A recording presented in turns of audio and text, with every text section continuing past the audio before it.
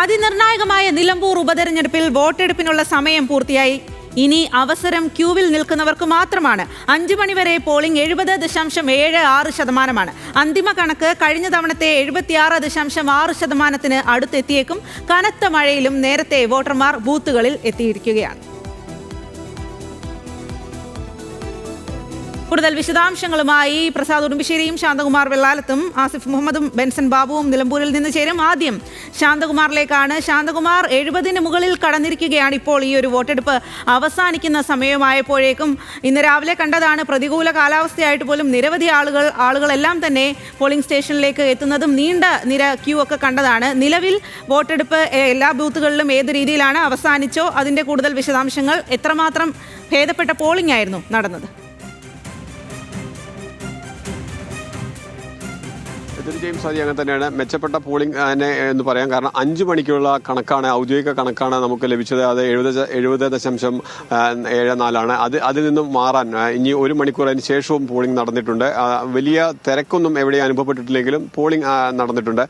അതിൻ്റെ കണക്കുകൾ കൂടി വരുമ്പോൾ ഈ പോളിംഗ് ശതമാനത്തിൽ വലിയ വ്യത്യാസം ഉണ്ടാകും. ഒപ്പം തന്നെ ടോട്ടൽ ഇതിൻ്റെ ഒരു കണക്ക് നോക്കുമ്പോൾ അതിനകത്ത് സർവീസ് വോട്ടുകളും അതുപോലെ തന്നെ പോസ്റ്റൽ ബാലറ്റും ഒപ്പം തന്നെ വീട്ടിലെ വോട്ട് 85 വയസ്സ് കഴിഞ്ഞവർക്കുള്ള വീട്ടിലെ വോട്ട് ചെയ്ത എല്ലാം കൂടി ഉൾപ്പെടുമ്പോൾ ഈ പോളിംഗ് ശതമാനം വലിയ തോതിൽ മാറ്റം വരാനുള്ള എല്ലാ സാധ്യതയുമുണ്ട്. അത് ഒരു 7 മണിയോട് കൂടി മാത്രമേ അത്തരത്തിൽ ഒരു ഔദ്യോഗികമായ കണക്ക് വരാനും സാധ്യതയുള്ളൂ. എന്തായാലും ആവേശകരമായ ഒരു തെരഞ്ഞെടുപ്പ് ആണ് നിലമ്പൂർ മണ്ഡലത്തിൽ നടന്നത്. ഒരു ഉപതെരഞ്ഞെടുപ്പ് ഘട്ടത്തിൽ സാധാരണ കാണുന്നതിനേക്കാൾ മികച്ച പോളിംഗും ഈ തെരഞ്ഞെടുപ്പിൽ ഉണ്ടായി എന്നുള്ളത് ഏറെ ശ്രദ്ധേയമാണ്. നമുക്കറിയാം, അധികം മാസം തൊട്ട് മുമ്പാണ് പാലക്കാടും ചേലക്കരയും എല്ലാം ഉപതെരഞ്ഞെടുപ്പ് നടന്നത്. അന്നൊന്നും ഇല്ലാത്ത തരത്തിൽ ഒരു പോളിംഗ് തന്നെ ഇപ്പോൾ നിലമ്പൂരിലെ ഉപതെരഞ്ഞെടുപ്പിൽ നടന്നിട്ടുണ്ട്. അതായത് ഇനി ഒരു 8 മാസം അല്ലെങ്കിൽ 9 മാസം മാത്രമേ ഒരു പുതുതായി തെരഞ്ഞെടുക്കുന്ന ഒരു ജനപ്രതിനിധിക്ക് കാലാവധി ഉള്ളൂ എന്നുള്ള പ്രചരണം ഒക്കെ ഉണ്ടായിരുന്നെങ്കിലും ജനങ്ങൾ ഈ നിലമ്പൂർ മണ്ഡലത്തിൽ നടന്ന പ്രചരണത്തെ ജനങ്ങൾ ആകെ ഏറ്റെടുത്തിരുന്നു. വോട്ടർമാർ ആകെ ഏറ്റെടുത്തിട്ടുണ്ട്. അതിന് കാരണമായത് വിവിധ രാഷ്ട്രീയ പാർട്ടികളുടെ, അത് LDF-ൻ്റെതായാലും UDF-ൻ്റെതായാലും ഒപ്പം തന്നെ MLA സ്ഥാനം രാജിവെച്ച് വീണ്ടും മത്സര രംഗത്ത് വന്ന PV അൻവറിൻ്റെതായാലും അത്തരം കാര്യങ്ങളെല്ലാം വലിയ പ്രചരണം തന്നെയായിരുന്നു. ആ പ്രചരണായുധമാക്കാൻ എല്ലാ പാർട്ടികളും സജീവമായി ശ്രമിച്ചു. ഓരോ ദിവസവും ഓരോ വിവാദങ്ങളും ഓരോ വെളിപ്പെടുത്തലുകളും എല്ലാം ഉണ്ടായി.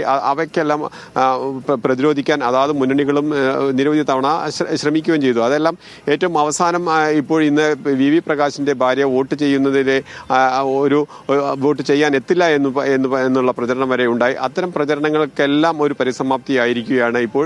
എന്തായാലും 6 മണി കഴിഞ്ഞു. മറ്റിടങ്ങളിൽ എവിടെയും കാര്യമായ ക്യൂ ഒന്നും ഇതുവരെയും ഔദ്യോഗികമായ റിപ്പോർട്ടുകളൊന്നും വന്നിട്ടില്ല.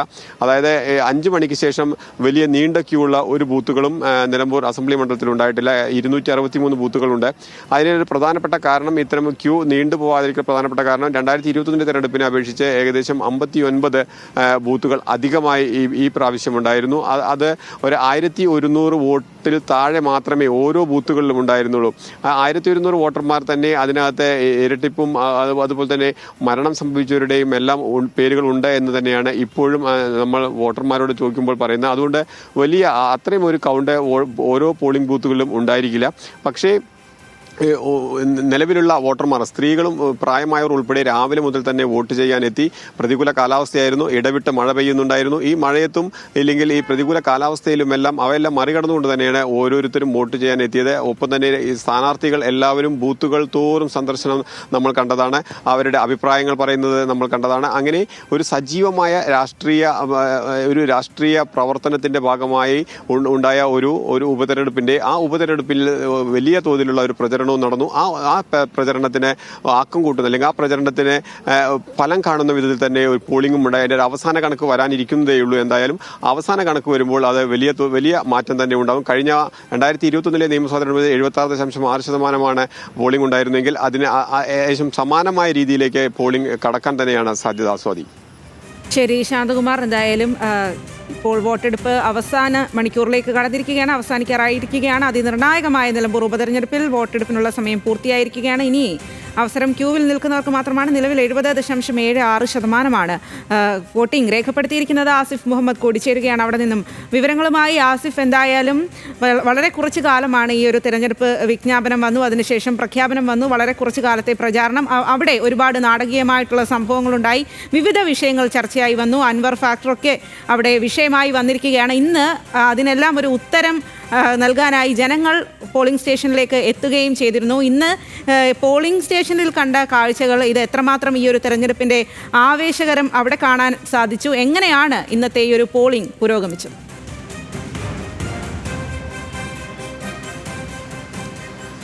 സ്വാതി, തീർച്ചയായും നമുക്ക് ഏറ്റവും പ്രധാനപ്പെട്ടത് ഇവിടെ ബൂത്തുകളുടെ എണ്ണം ഉണ്ടായിരുന്നതിനാൽ നമുക്ക് ഒരിടത്തും സാധാരണ നമ്മളൊരു തെരഞ്ഞെടുപ്പിൽ കാണുന്നത് പോലെ നീണ്ട വരി നിന്ന് ആളുകൾക്ക് വോട്ട് രേഖപ്പെടുത്തുന്ന ഒരു സാഹചര്യം ഉണ്ടായിരുന്നില്ല. അപ്പോൾ നമുക്കൊരു ആശങ്ക ഉണ്ടായിരുന്നത് പോളിംഗ് ശതമാനം കുറയുമോ എന്നായിരുന്നു. പക്ഷേ ഇപ്പോൾ വരുന്ന കണക്ക് 5 മണി വരെയുള്ള കണക്കാണ്. അപ്പോൾ തന്നെ 70% മുകളിലേക്ക് പോളിംഗ് എത്തിയിരിക്കുന്നു. അപ്പോൾ സ്വാഭാവികമായും പോളിംഗ് കഴിഞ്ഞ തവണത്തെ പോളിംഗിൻ്റെ അടുത്തേക്ക് എത്താനുള്ള ഒരു സാധ്യതയുണ്ട്. ഒരു ഉപതെരഞ്ഞെടുപ്പിനെ സംബന്ധിച്ചിടത്തോളം അത്രയും പോളിംഗ് എത്തുക എന്ന് പറയുന്നത് വലിയ നേട്ടമായി തന്നെ കാണാൻ കഴിയുള്ളൂ. കാരണം സാധാരണഗതിയിൽ ഉപതെരഞ്ഞെടുപ്പിൽ പോളിംഗ് കുറയാനുള്ള ഒരു സാധ്യതയാണുള്ളത്. ഇത് വളരെ കുറഞ്ഞ കാലം മാത്രം ഉള്ള ഒരു ഉപതെരഞ്ഞെടുപ്പ് ആയതിനാൽ കുറയാനുള്ള ഒരു സാധ്യത വളരെ ഏറെയായിരുന്നു. പക്ഷേ അതിനെയെല്ലാം മറികടന്നുകൊണ്ട് മികച്ച പോളിംഗ് രേഖപ്പെടുത്തി എന്ന് പറയുമ്പോൾ ഇനി 5 മണി മുതൽ 6 മണി വരെയുള്ള കണക്ക് കൂടി ഔദ്യോഗികമായി പുറത്തു വരാനുണ്ട്. അപ്പോൾ തന്നെ 70% കടന്നിരിക്കുകയാണ്. സ്വാഭാവികമായി കഴിഞ്ഞ തവണത്തെ പോളിംഗിൻ്റെ അടുത്ത് പോളിംഗ് എത്തുമെന്ന് നമുക്ക് ഈ ഒരു ഘട്ടത്തിൽ ലഭിക്കുന്ന സൂചനകൾ പ്രകാരം പറയാൻ കഴിയും. അങ്ങനെ വലിയ രാഷ്ട്രീയ പോരാട്ടം നടന്ന ഒരു മണ്ണിൽ അത് ആർക്ക് അനുകൂലമാകും എന്നുള്ളത് നോക്കി തന്നെ കാണേണ്ടതുണ്ട്. പോളിംഗ് ശതമാനം ഉയരുന്നത് അനുകൂല ഘടകമാകുമെന്നാണ് UDF ക്യാമ്പിൻ്റെ വിലയിരുത്തൽ. കാരണം വലിയ രീതിയിലുള്ള ഭരണവിരുദ്ധ വികാരം ഇവിടെ ഉണ്ട് എന്നും ആ ഭരണവിരുദ്ധ വികാരം മുഴുവൻ തങ്ങൾക്ക് അനുകൂലമായ വോട്ടായി മാറുമെന്നും UDF കണക്ക് കൂട്ടുന്നുണ്ട്. ആ തരത്തിൽ തന്നെ പോളിംഗ് ശതമാനം ഉയരുന്നത് UDFിൻ്റെ ക്യാമ്പിൽ അത് പ്രതീക്ഷ കൂട്ടിയിട്ടുണ്ട് എന്നുള്ളതാണ് UDFിൻ്റെ ക്യാമ്പിൽ നിന്ന് ലഭിക്കുന്ന സൂചന. മാത്രമല്ല ഈ PV അൻവർ പിടിക്കുന്ന വോട്ടുകൾ അത് സ്വാഭാവികമായും അത് LDFിൻ്റെ വോട്ടുകൾ ആകാനുള്ള ഒരു സാധ്യത ഉണ്ട് എന്നുള്ള കാര്യമാണ് UDF പ്രധാനമായും വിലയിരുത്തുന്നത്. തങ്ങളുടെ വോട്ടിൽ ഏതെങ്കിലും തരത്തിൽ PV അൻവർ പിടിച്ചാൽ പോലും അത് ശതമാനക്കണക്ക് നോക്കുകയാണെങ്കിൽ LDF പിടിക്കുന്നതിനെ അപേക്ഷിച്ച് വളരെ കുറഞ്ഞ വോട്ടുകൾ മാത്രമേ പിടിക്കുകയുള്ളൂ എന്ന് UDFിൻ്റെ ക്യാമ്പ് കണക്ക് കൂട്ടുന്നു. മുസ്ലിം ലീഗ് അടക്കമുള്ള സഖ്യകക്ഷികൾ ഈ തെരഞ്ഞെടുപ്പിനെ അഭിമാന പോരാട്ടമായി കാണുന്നതിനാൽ മുമ്പുണ്ടായിരുന്ന തരത്തിലുള്ള ഏതെങ്കിലും പ്രശ്നങ്ങൾ അത് ഈ ഒരു തെരഞ്ഞെടുപ്പിനെ ബാധിക്കില്ല എന്ന UDF നേതൃത്വം ഉറച്ചു വിശ്വസിക്കുന്നുണ്ട്. അതുകൊണ്ട് തന്നെ മികച്ച ഭൂരിപക്ഷത്തിൽ വിജയിച്ച് കയറാം എന്നുള്ള ഒരു പ്രതീക്ഷയാണ് UDFിൻ്റെ ക്യാമ്പിന് ഉള്ളത്. പോളിംഗ് ശതമാനം ഉയർന്നത് അത് അനുകൂല ഘടകമായി തന്നെ UDFിൻ്റെ ക്യാമ്പ് വിലയിരുത്തുകയും ചെയ്യുന്നു. 15,000-ലധികം വോട്ടുകളുടെ ഭൂരിപക്ഷം നേടാൻ കഴിയുമെന്നാണ് ഏതായാലും UDF ക്യാമ്പ് ഈ ഒരു പോളിംഗ് അവസാനിക്കുന്ന ഘട്ടത്തിലും വിലയിരുത്തുന്നത്. കൂടി ചേരുകയാണ്. പ്രസാദ്, എന്തായാലും ഇങ്ങനെ ഒരു തിരഞ്ഞെടുപ്പ് ആവശ്യമാണോ എന്നുള്ള ചോദ്യം ഈ ഒരു തിരഞ്ഞെടുപ്പ് വിജ്ഞാപനം വന്ന സമയത്ത് പലയിടങ്ങളിൽ നിന്നും ഉയർന്നിരുന്നു. എന്നാൽ ഇന്നിപ്പോൾ ആ തിരഞ്ഞെടുപ്പ് വോട്ടെടുപ്പ് നടന്നിരിക്കുകയാണ്. 70% ആളുകൾ അവിടേക്ക് എത്തി ഈ ഒരു വോട്ട് രേഖപ്പെടുത്തുകയും ചെയ്തു. പ്രതികൂല കാലാവസ്ഥയെല്ലാം മറികടന്ന് ഒരു നീറ്റായിട്ടുള്ള ഒരു പോളിംഗ് തന്നെയാണ് ഇന്ന് പൂർത്തിയായതെന്ന് മനസ്സിലാക്കാൻ സാധിക്കും. എങ്ങനെയാണ് അവിടെ അത് പൂർത്തീകരിക്കുന്ന കാര്യങ്ങൾ, നടപടികളിലൊക്കെ പൂർത്തിയായോ? അതിൻ്റെ വിവരങ്ങൾ. സ്വാതി, ഇപ്പോൾ വോട്ടിംഗ് പൂർത്തിയാക്കി ഇനി ഇതെല്ലാം സീൽ ചെയ്ത് കൊണ്ടുപോകുന്നതിനുള്ള നടപടിക്രമങ്ങളാണ് ഇപ്പോൾ നടന്നുകൊണ്ടിരിക്കുന്നത്. നമ്മൾ നിൽക്കുന്നത് നിലമ്പൂരിലെ മോഡൽ UP സ്കൂളിലാണ്. അവിടെ ഉദ്യോഗസ്ഥരെല്ലാം തന്നെ ഈ നടപടിക്രമങ്ങൾ പൂർത്തിയാക്കാനുള്ള തിരക്കിലാണ്.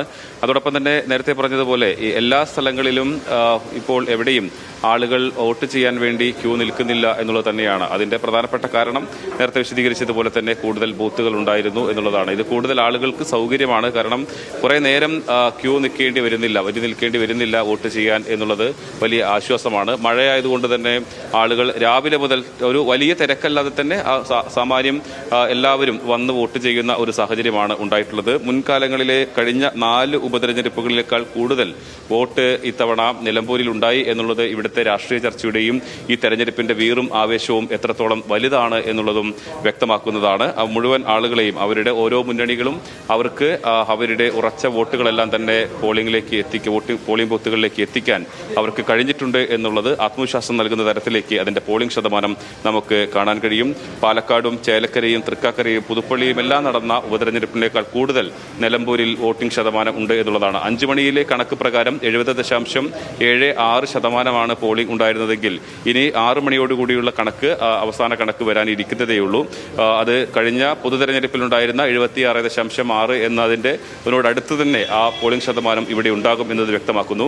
അപ്പോൾ പോളിംഗ് ശതമാനം ഉയർന്നു നിൽക്കുമ്പോൾ എല്ലാവർക്കും LDF-നാണെങ്കിലും UDF-നാണെങ്കിലും അത് ആത്മവിശ്വാസം നൽകുന്നതാണ്.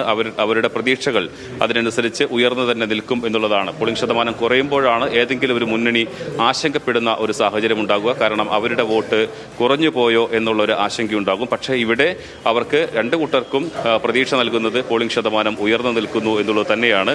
അതിലേറ്റവും നിർണായകമായി മാറുക PV അൻവർ പിടിക്കുന്ന വോട്ട് അത് എത്രത്തോളമാണ് എന്നതാണ്. അതിനനുസരിച്ചിരിക്കും LDF-ന്റെ ആണെങ്കിലും UDF-ന്റെ ആണെങ്കിലും വിജയം. അൻവർ ഒരു വലിയ ഘടകമായി തന്നെ നിൽക്കുന്നു എന്നുള്ളത് എടുത്തു പറയേണ്ടതുണ്ട്. അൻവർ വലിയ ആത്മവിശ്വാസമെല്ലാം രാവിലെ മുതൽ തന്നെ പറയുന്നുണ്ട്. നിങ്ങൾക്ക് ഞെട്ടേണ്ടി വരും എന്നുള്ളതാണ് അദ്ദേഹം പറയുന്ന ഒന്ന്.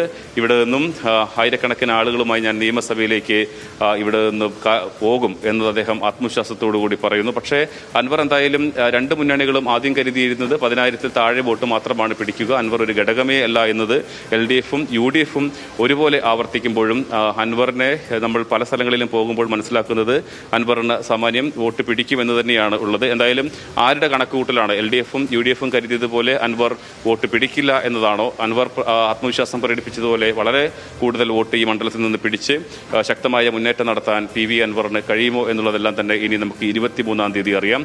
എന്തായാലും ഈ വോട്ടിങ്ങുമായി ബന്ധപ്പെട്ടുകൊണ്ട് പോളിംഗ് അവസാനിച്ചു. അതിൻ്റെ സാമഗ്രികളെല്ലാം തന്നെ സീൽ ചെയ്ത് കൗണ്ടിംഗ് സെന്ററിലേക്ക് കൊണ്ടുപോകുന്നതിൻ്റെ നടപടിക്രമങ്ങളാണ് ഇവിടെ നടക്കുന്നത്. ബൂത്ത് ഏജന്റുമാരും ഉദ്യോഗസ്ഥരുമെല്ലാം പോളിംഗ് ഓഫീസർമാരുമെല്ലാം ഇവിടെ നിൽക്കുന്നു. എന്തായാലും നേരത്തെ പറഞ്ഞതുപോലെ ഈ വലിയ തോതിലുള്ള ഒരു ആവേശം ഉണ്ടാക്കാൻ കഴിഞ്ഞു എന്ന കാര്യത്തിൽ ഒരു തർക്കവുമില്ല. എന്തെല്ലാം കാര്യങ്ങളാണോ ഈ മണ്ഡലത്തിൽ ചർച്ച ചെയ്തത്, അതിൽ പ്രാദേശിക വിഷയം മുതൽ ദേശീയ തലത്തിൽ സർവ്വദേശീയ തലത്തിലുള്ള വിഷയം വരെ ഒരു ഉപതെരഞ്ഞെടുപ്പിൽ ചർച്ചയായി മാറുന്നു എന്നുള്ളതാണ്. ഇന്ന് രാവിലെ പോലും പാലക്കാട് ഉണ്ടായിട്ടുള്ള കാട്ടാന ആക്രമണത്തിൽ ഒരാൾ മരിച്ച സംഭവം പോലും ഈ വോട്ടിംഗ് ദിവസം പോലും അത് ചർച്ചയിലേക്ക് കൊണ്ടുവരാൻ PV അൻവറിന് കഴിഞ്ഞിരുന്നു. മറ്റ് മുന്നണികളും അത്തരം വിഷയങ്ങളിലെല്ലാം പ്രതികരിക്കുകയും വിമർശനങ്ങളും സംവാദങ്ങളും ആരോപണങ്ങളും പ്രത്യാരോപണങ്ങളുമായി കളം നിറഞ്ഞു നിന്ന ഒരു തെരഞ്ഞെടുപ്പ് എന്ന് തന്നെ പറയാം.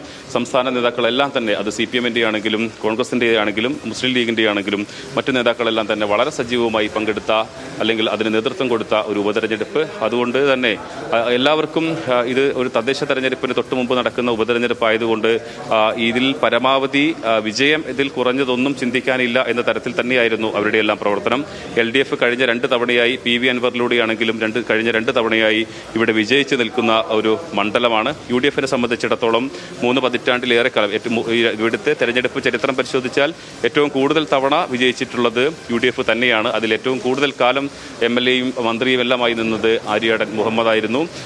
അതുകൊണ്ട് തന്നെ കോൺഗ്രസിന് വലിയ പ്രതീക്ഷ നൽകുന്ന UDF-ന്റെ ശക്തി കേന്ദ്രമാണ് എന്നത് തന്നെ അവർ പ്രതീക്ഷ വെച്ച് പുലർത്തുന്നുണ്ട്. CPM-നെ സംബന്ധിച്ചിടത്തോളം CPM ചിഹ്നത്തിൽ, പാർട്ടിയുടെ ചിഹ്നത്തിൽ, ഔദ്യോഗിക ചിഹ്നത്തിൽ ഇതിനു മുമ്പ് ജയിച്ചിട്ടുള്ളത് ആദ്യം ഈ മണ്ഡല രൂപീകരണത്തിന് ശേഷം ആദ്യം വിജയിച്ച കെ കുഞ്ഞാലി ആണ്. അതിനുശേഷം ഒരു പാർട്ടി ചിഹ്നത്തിൽ ഒരാൾക്ക് വിജയിക്കാൻ കഴിഞ്ഞിട്ടില്ല. ശരി പ്രസാദ്, അത് തന്നെയാണ് നിർണായകമായ നിലമ്പൂർ ഉപതെരഞ്ഞെടുപ്പ്. വരാനിരിക്കുന്ന തദ്ദേശ തെരഞ്ഞെടുപ്പിന്റെയും നിയമസഭാ തെരഞ്ഞെടുപ്പിന്റെയും ഒക്കെ സെമി ഫൈനലായി തന്നെ മുന്നണികൾ കാണുന്ന ഉപതെരഞ്ഞെടുപ്പിന്റെ വോട്ടെടുപ്പിന് ഉള്ള സമയം പൂർത്തിയായിരിക്കുകയാണ്, നടപടിക്രമങ്ങൾ പൂർത്തിയായിരിക്കുകയാണ് എന്നുള്ളതാണ്. ഇനി 23-ാം തീയതി അറിയാം ഈ പെട്ടിയിൽ എന്താണ് ഉള്ളത്, അതിന്റെ റിസൾട്ട് എന്താണ് എന്നുള്ളത്.